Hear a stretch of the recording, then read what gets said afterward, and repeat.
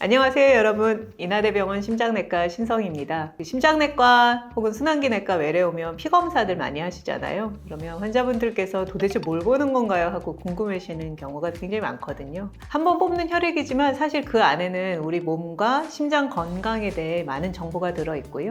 그래서 피검사는 심장 질환을 진단하고 치료하는데 굉장히 기초적이면서도 꼭 필요한 기본 도구라고 할 수 있습니다. 그래서 오늘은 병원, 특히 심장내과나 순환기내과에서 흔히 시행하는 피검사에 대해서 이야기해 보도록 하겠습니다. 영상을 시청하기 전에 구독과 좋아요, 알림 설정 부탁드립니다.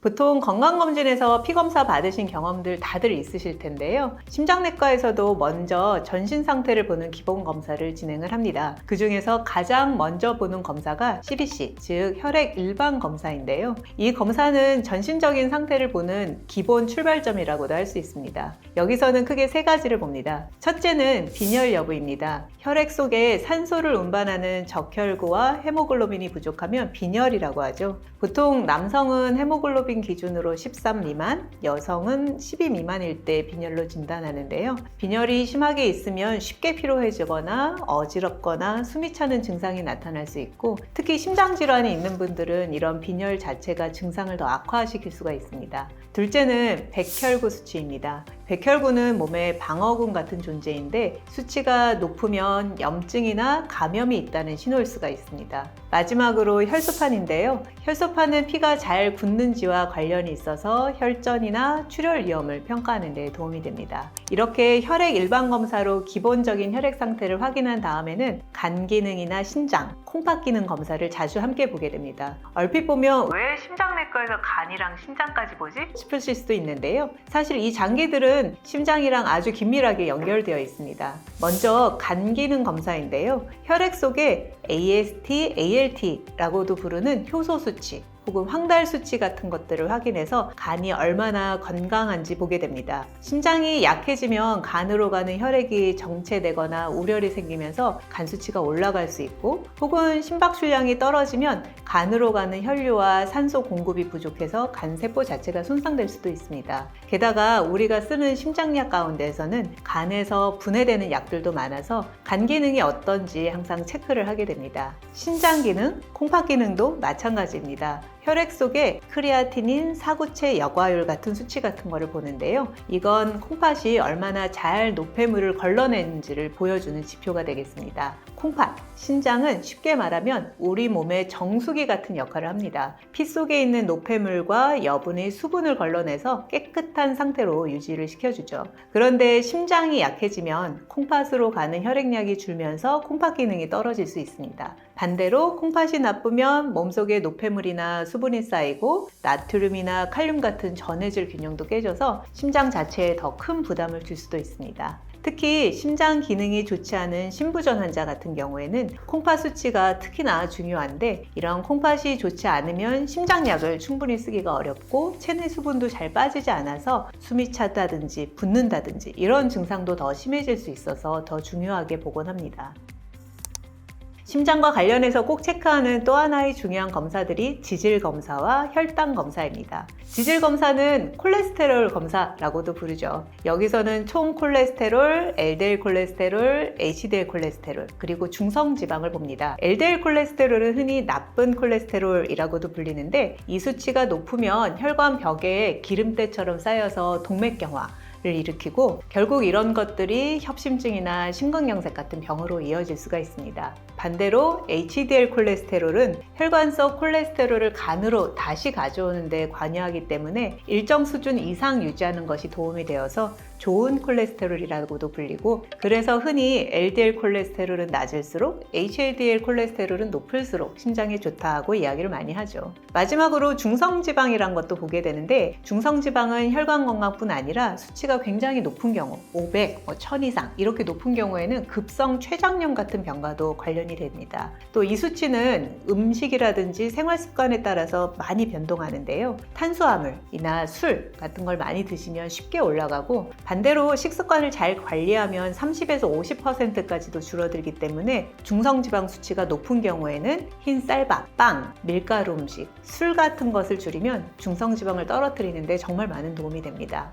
혈당 검사로는 잘 아시는 당뇨병이 있는지, 혹은 당뇨병이 있다면 얼마나 잘 조절되고 있는지 보게 되는데요. 혈당을 피검사로 보는 방법은 크게 두 가지인데, 첫째는 단순한 혈당 수치이고요. 이건 그날 변동이 있습니다. 식사를 하셨는지 금식을 하셨는지에 따라서도 수치가 달라지고요. 보통 8시간 금식, 아침 공복의 경우에는 126 이상이면 당뇨, 혹은 100에서 125 사이면 당뇨 전 단계로 보게 됩니다. 또 다른 하나로는 당화혈색소라는 것이 있는데요. 이것은 식사, 금식과는 상관없이 측정할 수 있고, 지난 2, 3개월, 몇 개월 동안 평균적인 혈당을 반영하는 지표가 되겠습니다. 보통은 6.5% 이상이면 당뇨라고 진단을 하게 되고, 당뇨가 있어서 약을 드시는 분들은 통상적으로는 이러한 당화혈색소 기준 7% 이하로 유지할 것을 많이 권유하죠. 이 두 검사를 함께 보면 오늘 상태, 그리고 최근 몇 달 관리 수준을 함께 파악할 수 있다라고 생각하시면 되겠습니다.